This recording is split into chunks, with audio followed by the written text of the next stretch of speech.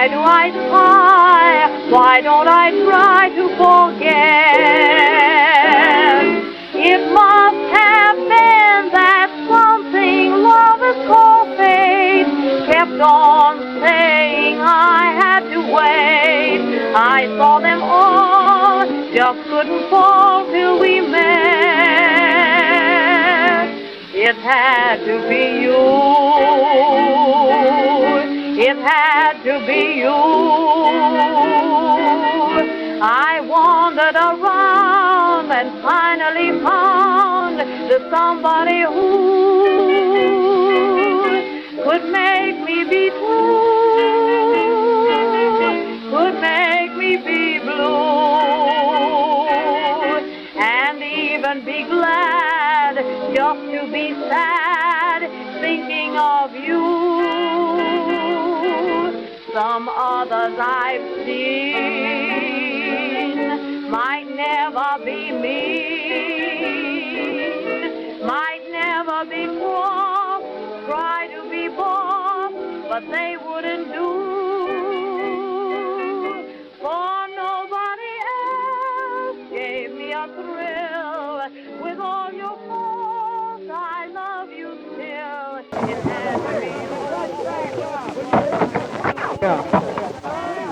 Hey, drop that mic. Come on, you're breaking us up. The mic. Will you please move away so the newsreel can get a shot? Would you get closer to these? Ladies and gentlemen. Get the mic out of the way, will you? Move it just a bit, will you? A month ago, I begged the members of the parole board for their compassion. They found it in their hearts to grant it. Today, I am enjoying the first moment of the supervised freedom which they restored me. I want now to beg your compassion, yours and your editors and your publishers. For only if you grant it will that provisional liberty be worth having. Only then will my life be livable. In my appearance before the board, I solemnly pledged that I would avoid every form of publicity. That pledge I will keep to the letter. I will give no interviews to anyone. I will talk to no member of the press, radio, or television. Please make it easier for me by not asking me to break that pledge. When I get a shot, I will. Among you are men and women I count my personal friends.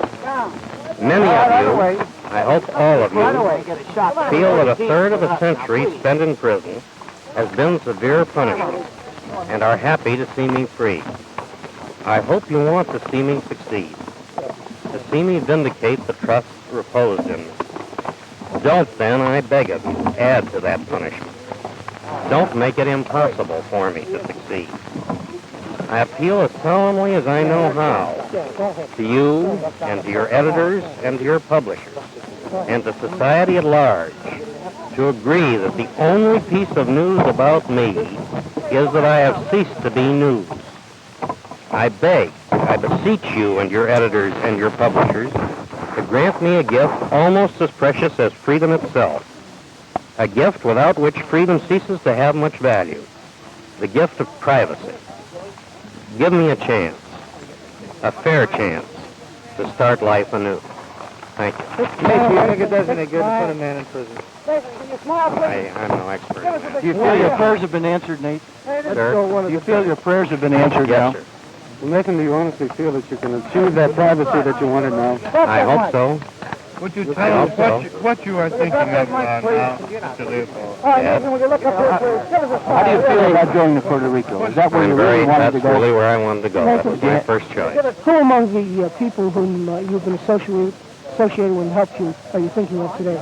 Well, I'm very much confused at the moment. My thoughts aren't clear. You know that The 5-year parole period has expired. Will you stay at that? I have no idea. Will you have to remain incommunicado for the whole 5 years? Is that the agreement? That is correct. Are you going to have, after that time, are you hopeful that everybody will I have haven't thought forgotten the that whole far. thing? Will you I ever haven't return to thought that far ahead. Do you feel free yet, Mr. Leopold, No, I'm a little hemmed in. Are you going to have a reunion with your family tonight? I don't know. I'm in the hands of friends. I don't know what my own plans are. Is it going to leave for Puerto Rico tonight, sir? I don't know. You don't know. Sir, one Do you have question. anything During you the want time in that you were in particular? prison, did you receive psychiatric treatment? No, None? Nathan, when you return to Chicago anytime during the next 5 years. I don't know. Is it true that you do not know the arrangements that have been made for you? It is true that I do not know the arrangements that have been made. You undoubtedly will travel to Puerto Rico incognito, is that right? So you're saying that. I don't know. I don't either. It's your own statement that you want to be left alone. Are you planning any interviews of any sort? Absolutely none. Absolutely none. It is part of, Further writing about it is part of my parole agreement that I will give no interviews to anyone. Nathan, on your experiences in prison, you have just written a book called Life Plus 99 Years. Is there a possibility that you may write further about prison? I have no plans at all. Capital punishment? Are you planning to do any writing to Puerto Rico? No, Nate, going alone to Puerto Rico. I don't know. Nate, do you remember about 6 months ago you read the Kadash to us and you said you stood at the grave of your hopes? That's right. Did you really feel at that time you were at the grave of your You hopes? were there. Do you think I did, Mr. Cummings? I really did. But when did the turning point come on your hopes? When the governor made his statement at that time and when the parole board granted my rehearing in November. But you weren't kidding us at that day. Of course not. You seriously thought you were at the end of the line. What are your feelings now related to what you said about that very sacred prayer at that time, which is a very moving I thing? still think it is one of the finest prayers in our entire literature. Let's break it up now. Okay. Mike. No, he won't be here. Gentlemen, can we have him repeat the thing for the TV? Fellas, for the TV camera. Nathan, would you mind reading the statement again? I'm asking. Would you mind reading it for the television Read a cameras? portion of it for TV. Well, fellas, if you don't mind, we'd like to have... In my appearance before the board, I solemnly pledged that I would avoid every form of publicity. That pledge I will keep to the letter. I will give no interviews to anyone. I will talk to no member of the press, radio, or television. Please make it easier for me by not asking me to break that pledge. Thank you very much. I'm fine.